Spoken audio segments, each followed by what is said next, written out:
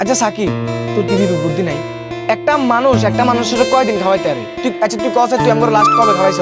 কি রে ভাই তিরম বড় রে সুজন ভাই দেন না থেকে ঠিকই তো আছে, আমরা যে কোনো জায়গায় ঘুরতে গেলে খাইতে গেলে বিল দেওয়ার টাইমে তুই সাইড কাটস, তুই একদিকে না একদিকে চলে যাস।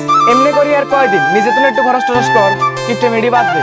তোর যেহেতু প্রত্যেকদিন সমস্যা, তোর কাছে টাকা থাকে না, যেদিন টাকা পয়সা হবে ওই দিন আসবি, এর আগে আমাদের সামনে আর আসবি না। পৃথিবীতে আর মনে হয় তুই একমাত্র মানুষ যার পকেটে কোনো সময় টেয়া থাকে না। আর সমস্যা তো আছে।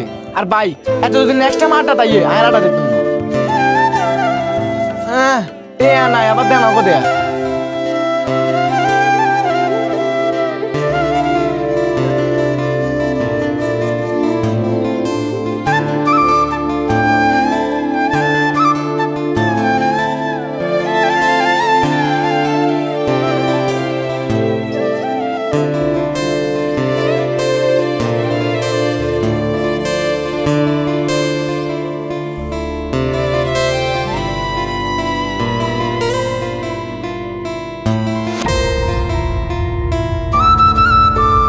এই মিষ্টি মশলা আর অন্যান্য কি মশলা আছে সবকিছু দিয়ে কড়া করে একটা পান দাও।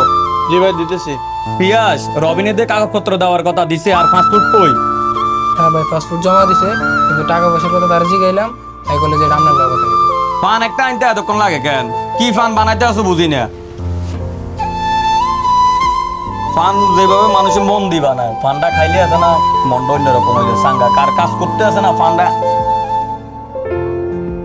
যখন মুখে দিবা তখন কাজ তোমার অটো দেবা।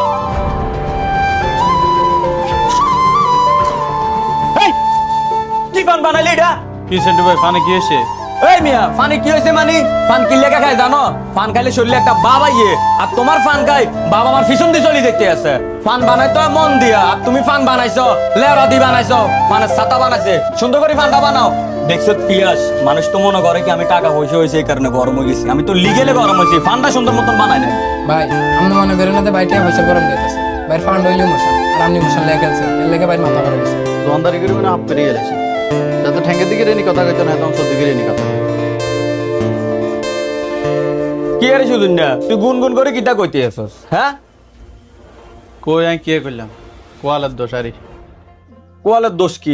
তুই কে দোকানদারি করি ভাই কিছু করতে হইবে? গ্রামের মানুষ বাকি টাকি খেয়ে তোর দোকানদারে ফুটে দিব। শোন তোর ভাই ভালো একটা বুদ্ধি দিলি, তুই আছে না বিদেশ যাবে, বিদেশ গেলে গো টাকা পয়সা কামাই যাবে, গাড়ি বাড়ি সব হবো। ভাই ও ফাস্টফুড টাস্টফুড নাই ও।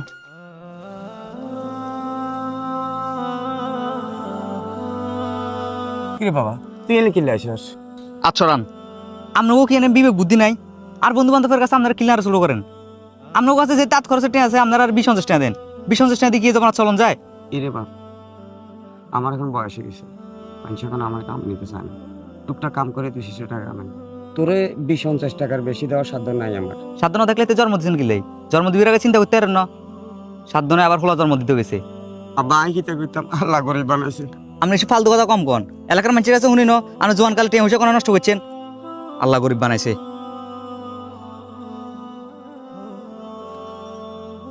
আল্লাহ আমার জীবন যেমন তেমন নিছে, আমার ছেলেদের জীবনের বাবা নিও না কথা। আমি যেই পথে গেছি যেন আমার ছেলেগুলো যেন এই পথে না যায়। আসসালামু আলাইকুম সুজন ভাই। ওয়ালাইকুম সালাম। কি দেখ কিনলে আইছো? ভাই নতুন একটা অফার আছে, 4 পেম চকলেট বিক্রি করলে 30 টাকা বালতি ফ্রি। এ মেয়া তোর বালতি তোর মাথার দিব হইতো। 3 মাস আগে মাল দিয়ে গেছে, মাল বেচতে পারে না কিছু না। মেয়া 1.5 বারে গেছে মাল। সুজন ভাই, আপনি যদি এটা না নেন তাহলে আমার টার্গেটটা ফিল আপ হইতো না, আর টার্গেট ফিল আপ না হলে আমার ইনসেন্টিভ দিব না। বেতন দিয়ে সংসার চলে না ভাই। ও তোর সংসারের দায়িত্ব আনার কান দেখেন ভাই। শুনো তুই তো সামনে আর আইও না যা। ভাই আমরা যদি এইভাবে আচরণ করেন আমরা কার কাছে যাবো?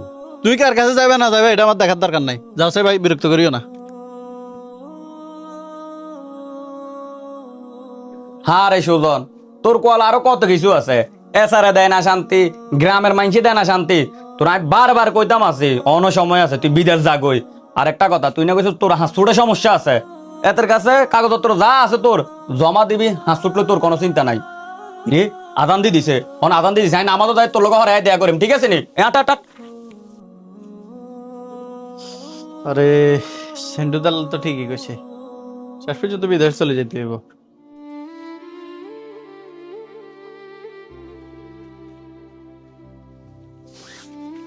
আরে কপাল, ধনীটাও বন্ধ।